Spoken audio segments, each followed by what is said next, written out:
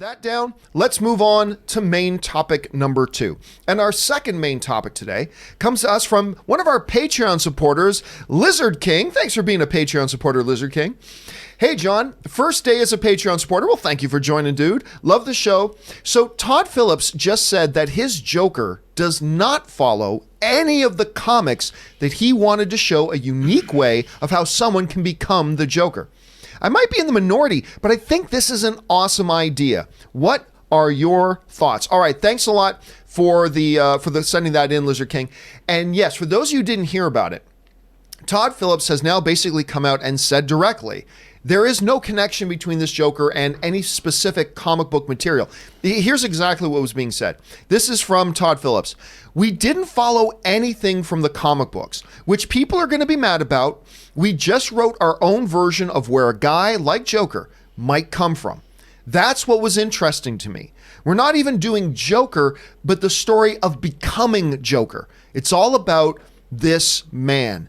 Now, Rob, what Todd Phillips is saying here is 100% consistent with what we heard from Joaquin Phoenix almost a year ago in talking about why he chose to even do a movie like this. You know, we heard Joaquin Phoenix before talk about the fact that what attracted him to this, what made it so compelling, was it wasn't about necessarily a comic book villain.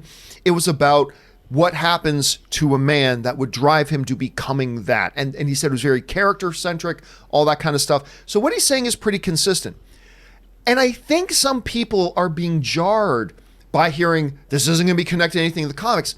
Remember, for the most part, a lot of the comic book movies we see are very little connected to what's in the comic books quite often. And really, Rob, I think it's fair to say that with the Joker, there is no definitive origin story for the Joker. There have been several different iterations told of where the Joker comes from, most of which conflict with each other. So none of that is really there.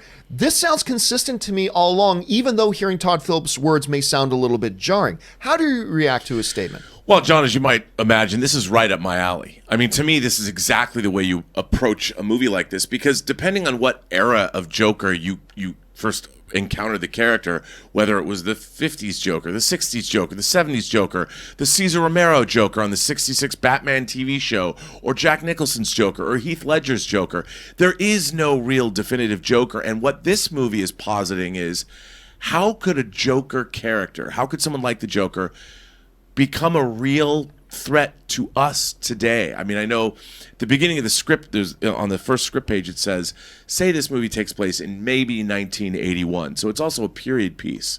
But it's an examination of our culture through the eyes of what began as a comic book character. And that's pretty great. I mean, I'm like, that. My interest level on this movie is peaked 100%. I mean, it's at the however high the needle can go, it's right there. Because think about the great anti-hero character studies, whether it's A Clockwork Orange, whether it's Travis Bickle in Taxi Driver. These are all men or women, Eileen Wuornos in Monster, that were created by the modern age. These are our monsters. And to see how a monster such as a Joker-esque character, the Joker gets us into the theaters, but it's really about any one of us. Just like you've always said, one bad day. Just one bad day. Could turn any of us into a Joker. And that really excites me as far as the movie's going. And kudos to Warner Brothers for letting the film get made. And listen, to your point, you brought up Taxi Driver. I just want to throw in here, too, Empire just put out a first image of Robert De Niro coming face to face with the Joker in this, which is chilling to me. And with the release of this image, Todd Phillips told the story about when he first sat down with Robert De Niro about the movie, and he said, I told him this is largely based on and influenced by Taxi Driver, and what was it, King of Comedy? Yeah. They said, like, your films, that's what this is really based on. And he said that helped Robert De Niro really get an understanding of the direction, how of a different comic book movie this was really going to be for the character. De Niro looks great there, by the way. Oh, De Niro looks wonderful. I want to see this scene. Yeah. I want to see this scene so badly. Anyway, Aaron, you're hearing, number one, we're looking at this Joker movie, which looks unlike anything else we've seen from a comic book character thing, much like Logan was very different looking from anything we've seen in the comic book genre. And now you're hearing that he's really not connecting it much to comic books at all, but rather just wants to focus on the character and what would drive a man from being one thing to becoming the Clown Prince of Crime, the most notorious comic book villain maybe ever of all time. Do you think this is the right approach he's taken to disassociate it from existing comic book material? Absolutely. I mean, already we've seen so many, as Rob was saying, so many different versions of the Joker. I noticed you didn't bring up the Jared Leto version.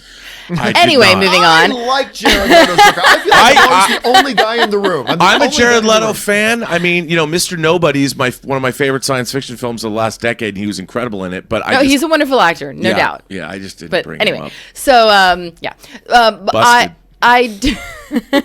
It was conspicuous there.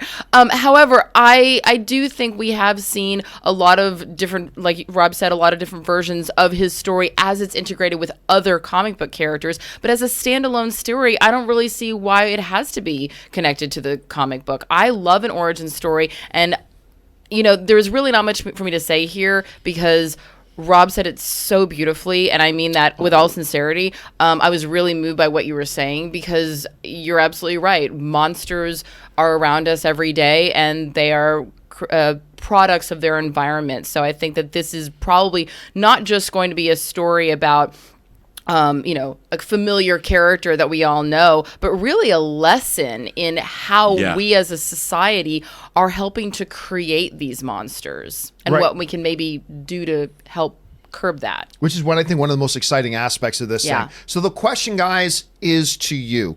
We hear the words. I understand. They sound a little jarring at first. We're not connecting it to the comic book movie. But when you really think about it, is that so unusual? But now that you thought about it a little bit, what do you think about these statements? Are you still looking forward to this movie? Jump down in the comments section below and let me know your thoughts. All right.